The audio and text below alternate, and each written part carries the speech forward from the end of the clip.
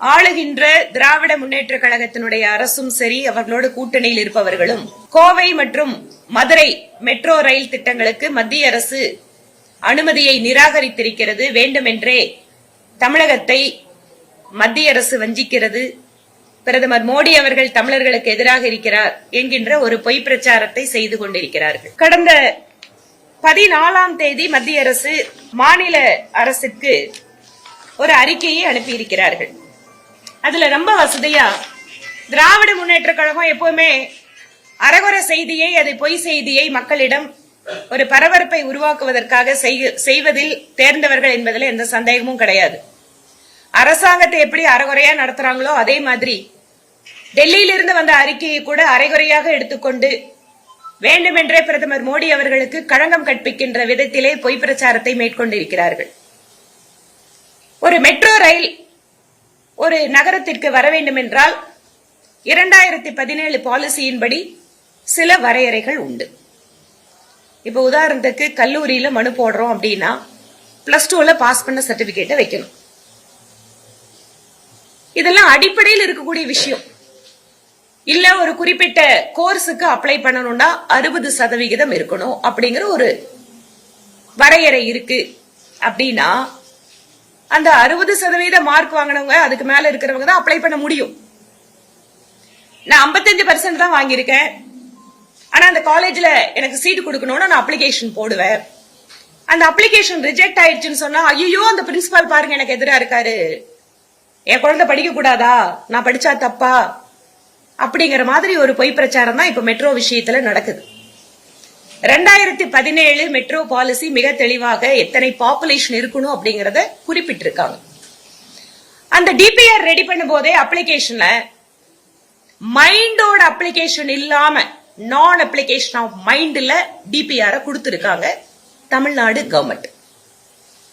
20 லட்சம் உங்களோட பாப்புலேஷன் அப்படின்னு சொன்னா 2011ஓட சென்சஸ் படி நாங்க எடுத்து போட்டிருக்கோம்னா நீங்க அதுக்கான ஏரியா எத்தனை இருக்கணும், அந்த ஏரியாவில இந்த மெட்ரோ ரயில் பயன்பாட்டு எவ்வளவு இருக்கணும் அப்படிங்கிற தெளிவான விளக்கத்தை கொடுத்திருக்க வேண்டும்.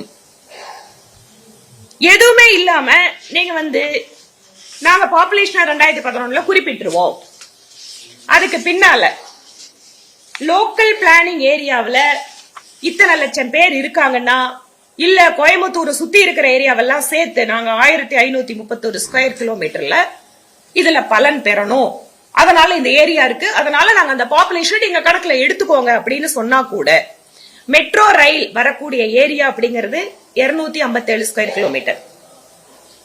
அப்போ என்னவெல்லாம் வரையறைகள் மத்திய அரசு வைத்திருக்கிறதோ அது தமிழகத்திற்கு மட்டுமல்ல, நாடு முழுவதும் இருக்கக்கூடிய மெட்ரோ ரயில் பாலிசி அப்படிங்கிறது it is a common policy. ஸ்டேட்டுக்கு ஸ்டேட் மாறக்கூடிய பாலிசி கிடையாது.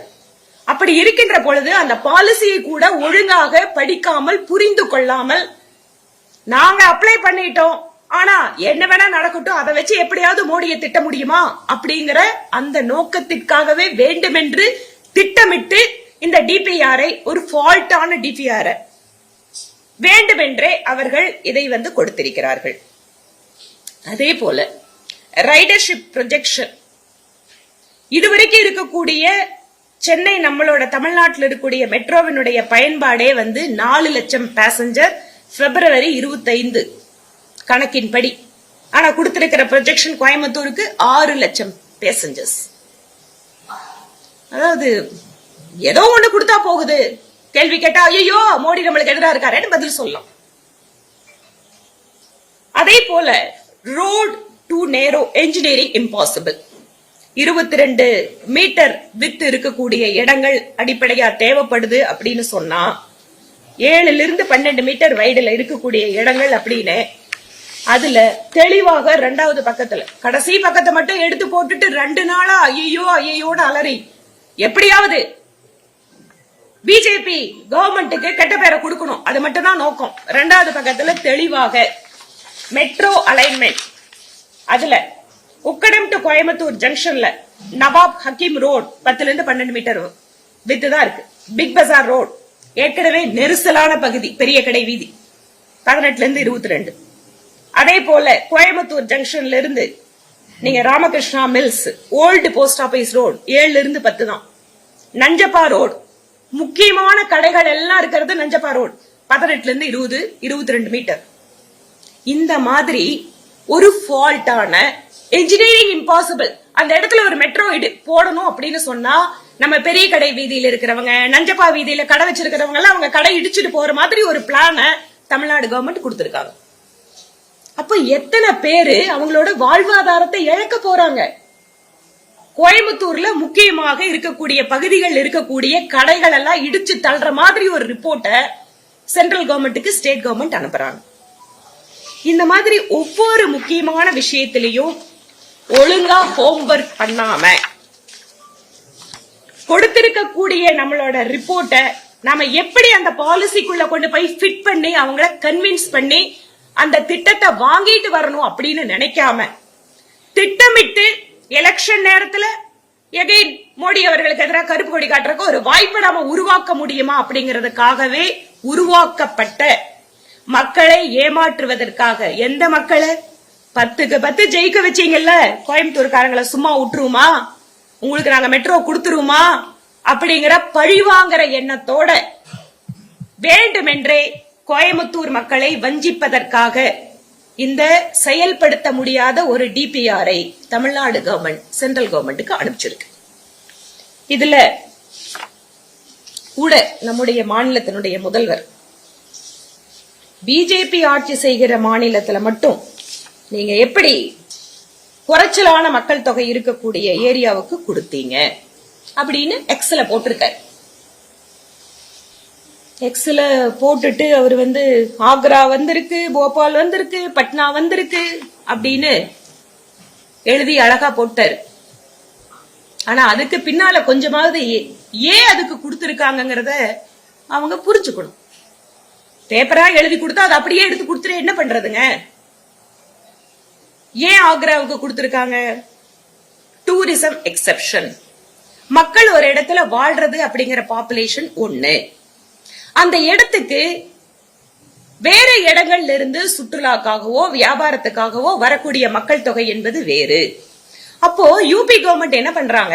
ஆக்ராவோட ஒரிஜினல் மக்கள் தொகை, வாழக்கூடிய மக்கள் தொகை அப்படிங்கறது குறைச்சலா இருந்தா கூட 17.6 லட்சம் இருக்கு.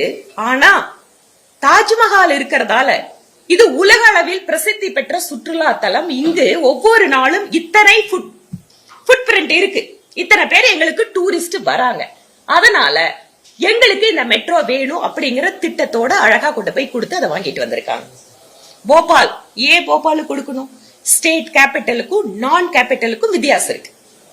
சோ கேபிட்டல் அப்படிங்கிற ஒரு டெபினேஷனுக்குள்ள போபால் போனதால அவங்க அந்த வரையறைக்குள்ள அந்த திட்டத்தை எடுத்துட்டு போய் மத்திய அரசு கிட்ட அனுமதி வாங்கியிருக்காங்க. பட்னால மக்கள் தொகை குறைச்சல். ஆனா அவங்க என்ன பண்ணாங்க? இந்த மெட்ரோவை பக்கத்துல இருக்கிற முனிசிபாலிட்டியோட சேர்த்து அவங்க கனெக்ட் பண்ணாங்க.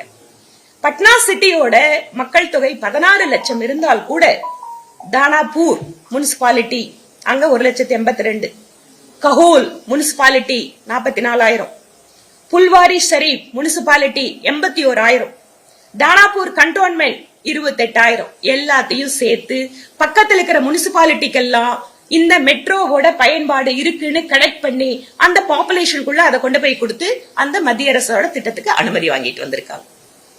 இந்த ஹோம்வொர்க் எதையுமே பண்ணாம 60 மார்க் வாங்கினாதான் காலேஜ்ல அட்மிஷன் அப்படிங்கறதுல நான் முன்னாடியே சொன்ன மாதிரி நான் 55 தான் 50 தான், ஆனா எனக்கு காலேஜ்ல சீட்டு கொடுக்கணும்.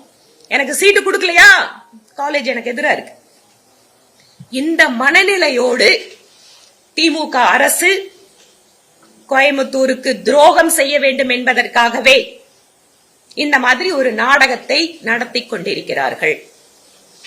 பாரதிய ஜனதா கட்சி கோவை மக்களுக்கு நாங்கள் கொடுக்கின்ற வாக்குறுதி என்பது போராட்டம் நடத்துகின்ற நாடகம் நடத்துகின்ற அரசு வீட்டுக்கு போனதுக்கு பின்பாக 2026 தேசிய ஜனநாயக கூட்டணி அரசு அமைந்ததற்கு பின்பாக இன்றைய எதிர்க்கட்சி தலைவர் திரு எடப்பாடி பழனிசாமி அவர்கள் முதலமைச்சராக வந்ததற்கு பின்பாக கோயம்புத்தூருக்கு மெட்ரோ ரயில் திட்டத்தை நாங்கள் கொண்டு வருவோம்.